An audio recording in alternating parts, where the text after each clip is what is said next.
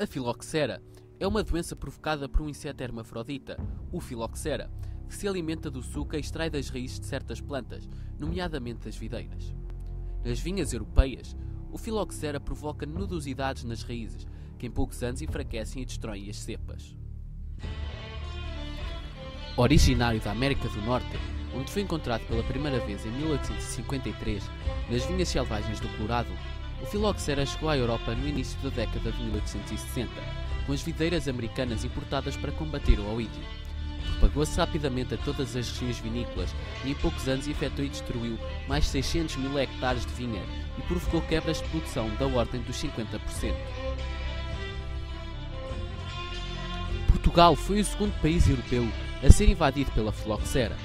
A doença foi encontrada em vinhas do concelho de Sabrosa, no Douro, em meados da década de 1860, e daí espalhou-se a toda a região do Oriense, mas manteve-se circunscrita até à década de 1880, altura em que começou a alastrar por todo o país.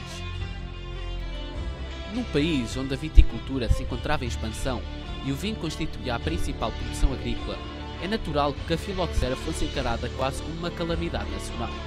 Para os coevos, o filoxera era considerado o mais ignóbil inseto, ou o terrível afídeo. O seu efeito nas vinhas era a praga, o que justificava, por um lado, pela rapidez com que se propagava, enfraquecia e destruía as vinhas e pela ausência de remédios eficazes para a doença. Por outro lado, pelas descrições frequentemente exageradas dos seus efeitos na viticultura regional e nacional. Para combater a doença, recorreu-se inicialmente a remédios como a cinza de fides, a fuligem, o arsénio, a caparrosa, o azoto de soda, o sulfato de amoníaco e de potássio e o inseticida peirate. Mas os únicos que se mostraram verdadeiramente eficazes foram a submersão em água, o sulfureto de carbono e as vinhas americanas, enxertadas com castas locais ou plantadas como produtores diretos.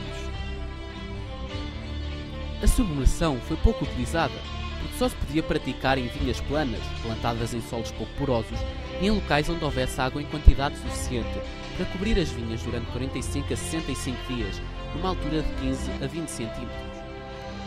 Daí que, embora os seus custos de aplicação não fossem elevados, o método tenha tido poucos adeptos em Portugal.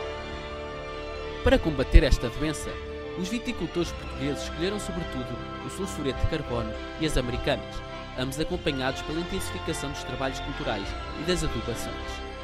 O sulfureto tinha a vantagem de conservar as cepas e não alterar o tipo de vinho. Além disto, era relativamente económico e eficaz quando aplicado desde os primeiros sintomas da doença. As vinhas americanas, por seu lado, eram consideradas o método mais seguro e lucrativo. Mais seguro, porque como tinham raízes mais finas e que se desenvolviam mais rapidamente do que as das vinhas europeias, resistiam melhor à ação do inseto. E mais lucrativo, porque eram mais produtivas. Começavam a produzir 1 ou 2 anos antes das europeias e produziam em média mais de 1/3 do que aquelas.